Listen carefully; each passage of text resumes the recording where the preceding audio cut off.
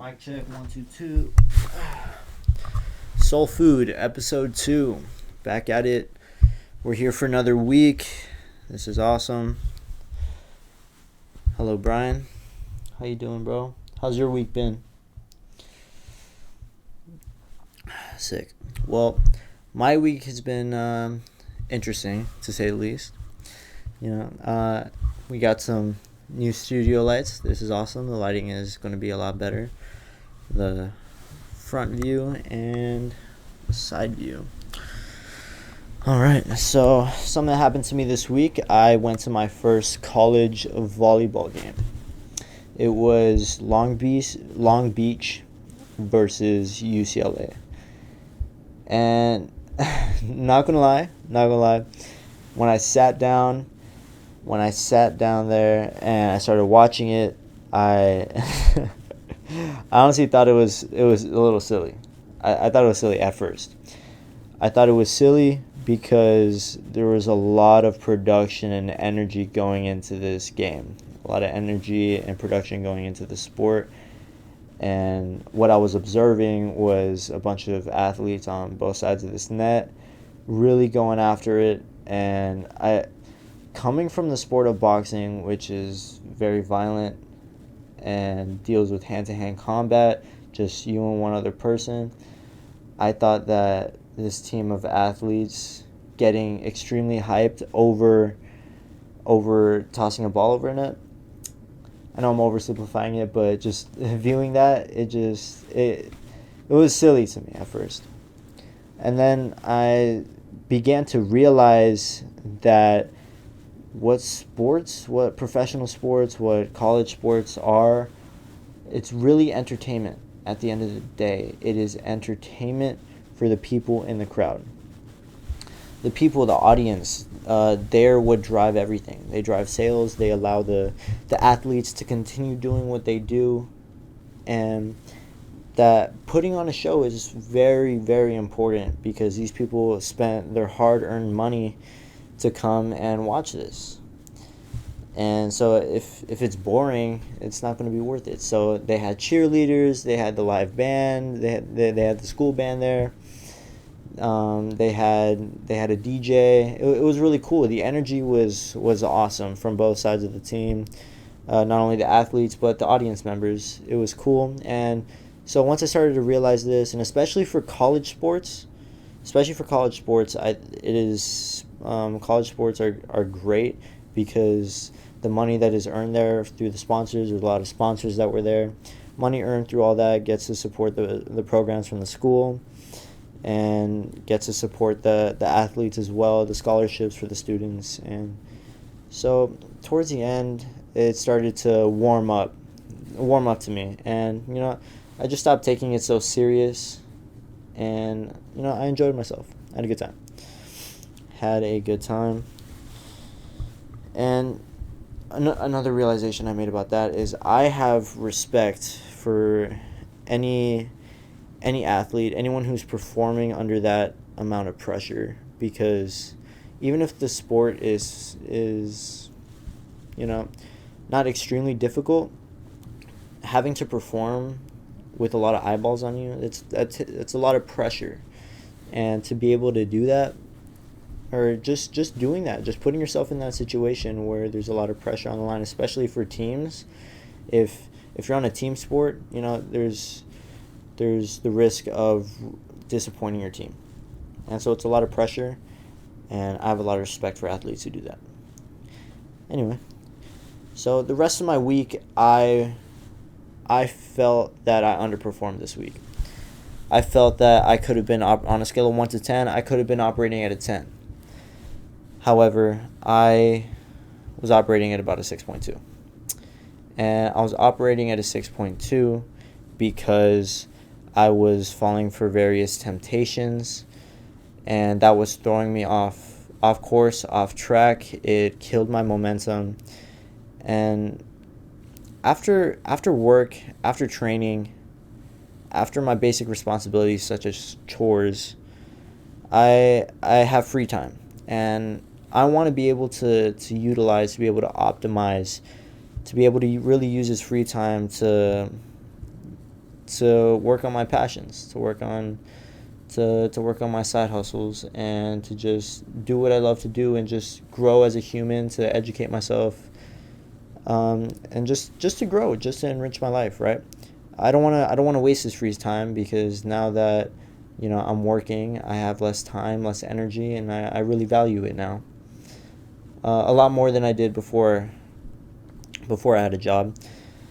And I want to be able to use that time, right? But I was squandering that time, and because of that, it sent me down. It sent me spiraling down, and I was stuck in some negative thought loops.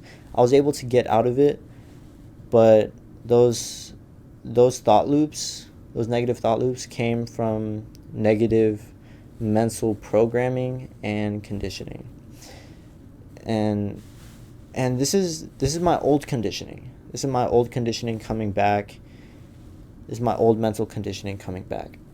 Now, what is mental conditioning? What is mental programming?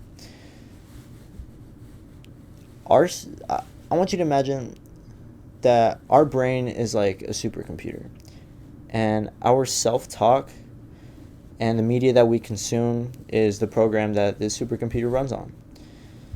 So media such as the music that we listen to, the TV and social media content that we consume, all that, everything that we consume, everything that we experience, it creates this program that our brain, our supercomputer, subconsciously runs on. And I had created this old negative program based off everything that I was consuming. Now, a lot of it was positive, but definitely there were some things, such as the social media content that I was consuming, comparing myself to others that are further along on their journey. They have a lot more success. Comparing myself to them, that it made me feel as if what I was doing wasn't good enough, or I was running out of time, or I'm just not worthy, or just a bunch of negative self-talk, things that aren't true.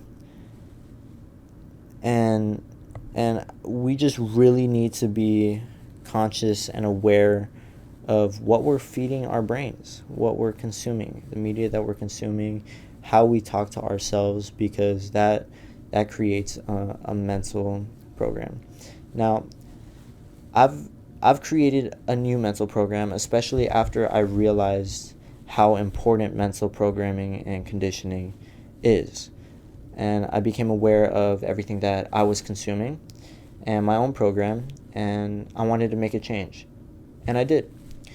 I changed what I was consuming, the social media content, instead of mindless content and content of other people's lives. I switched it up. I changed it to more inspirational, more value-based, more educational, informative type of content. And I really stopped watching a lot of like Netflix, HBO, all those streaming services.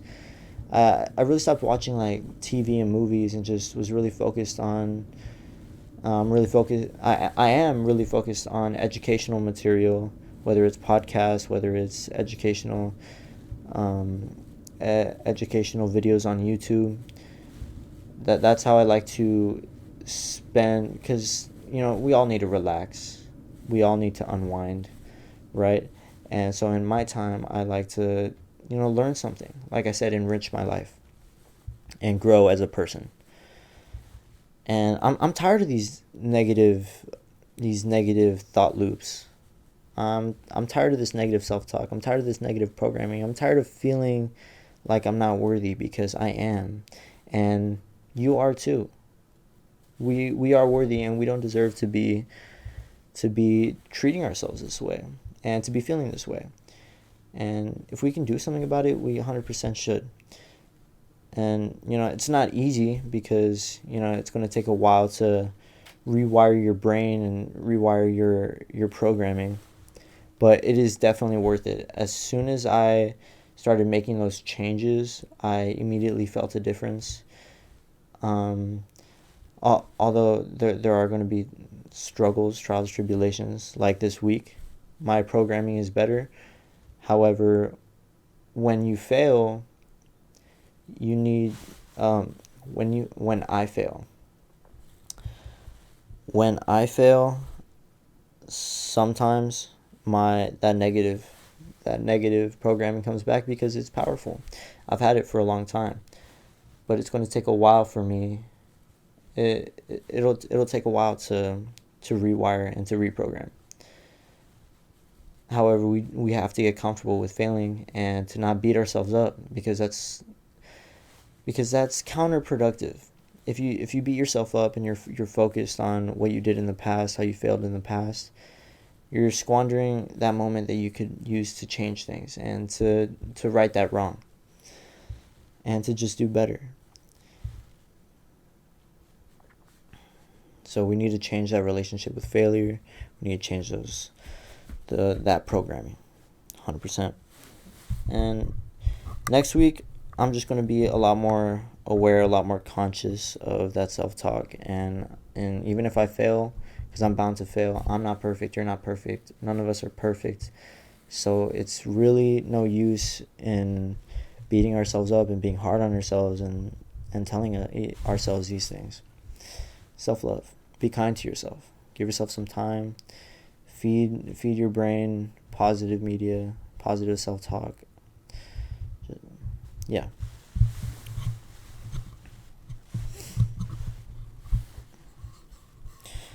What do you think about that, Brian? How does that make you feel?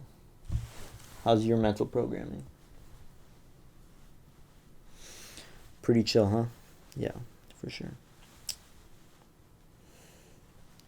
I got Brian like 13 years ago.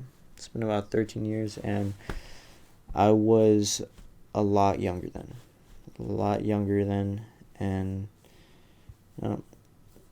when we're young, when we're that young, when we're children, and when we're infants, when we're children, we're so pure. We're so pure, innocent beings. And as we grow up, as we experience things, and as we interact with other people, we start to develop a self-image. And you have to, especially in this world. You're socializing. You need to have your own self-identity. And as we grow, we develop our own self-identity. And that is called our ego. We all have one. Primary camera died, so you know what? That's fine. Side angle, you're going to have to work for now. Okay? No worries. Roll with the punches. So we all have this ego, but it's not a bad thing. It's not like we're egotistical or it can't get out of hand, but this ego is our guide on how to navigate social interactions, right? Because we have this image of ourselves, we have this perception of the world. That's our ego, and our ego is also there to protect us, right? Protect us from any either physical harm or emotional harm, any physical pain, emotional pain. And our ego does this by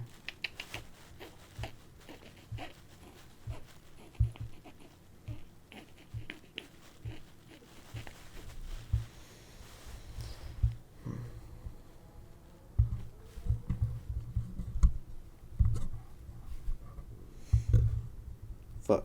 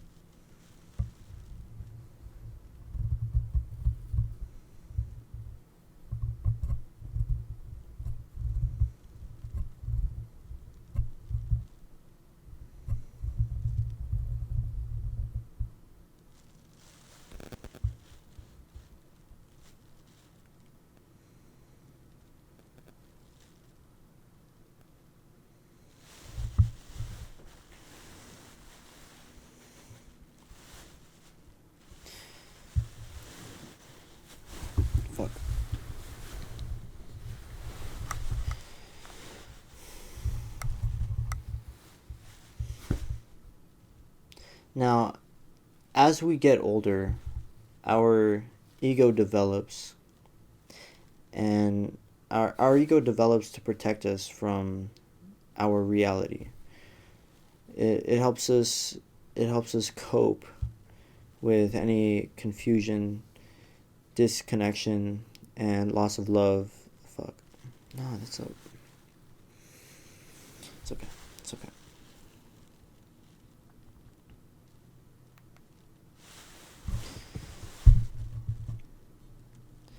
This ego.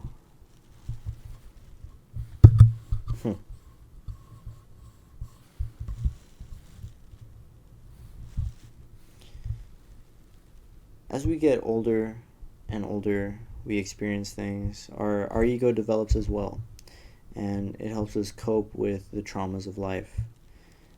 And a lot of these coping mechanisms help us survive in the moment, but afterwards, they become somewhat like programming.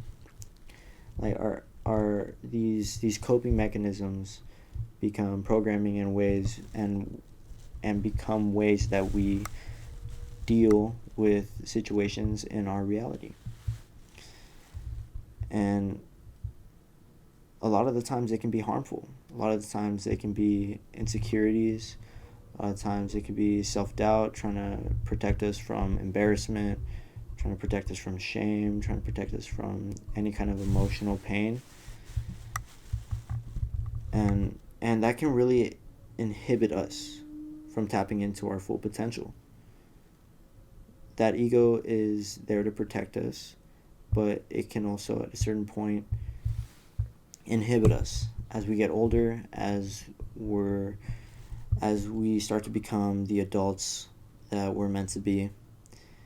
That ego that has been developed from our childhood and our trauma, us growing up, it can really be an inhibitor. And that's something that I'm struggling with at the moment. I'm aware of this, and I've made the differentiation between my soul and my ego. Now, my soul is my highest values, my highest core beliefs, such as I'm here to make memories. I'm here to create a legacy, beautiful art. I'm here to learn, to grow, and to love. And at the end of the day, that's what it all is. We're all equal. We're all one. We're all love. It's all love for everybody. You know, just high values like that.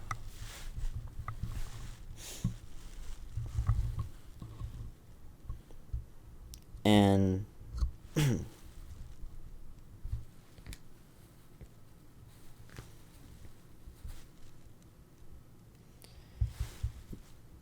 that is who I am. These high values transcend who I am, who Diego is. However, I still have an ego. And I was battling with it this week because my ego is holding on to a lot of things from my past that are holding me back. But it is going to take almost a lifetime to master this, to master that ego that helped me develop through my childhood, through my adolescence. It's gonna take a long time to master that, but being aware of it is going to help aid you on your journey. Just that self-awareness, that awareness of your ego. My challenge to you guys this next week and to myself is to just be aware of your self-talk, of your programming, what you're consuming, and also be aware of the thoughts that are going on in your head. And try to do your best to differentiate whether it is your ego thinking or it is really you and your core beliefs, your highest values, your soul. Is it your ego or is it your soul? That is my challenge to you guys. It is a bit late, and honestly, I just really wanted to get this podcast out. And there were some complications. The camera died, and honestly, it's like midnight. I'm a little tired, and I believe my articulation wasn't the best, but I actually learned a lot from that last episode. So I'm going to do my best to just continue moving forward next week and just improve upon a lot of things, just learn, grow, and be aware of what I'm consuming, what I'm thinking, and we're gonna do better this next week. Let's do it, guys. Let's do it, Brian. Brian, can you turn off the camera for me? Just yeah, you ready? Us.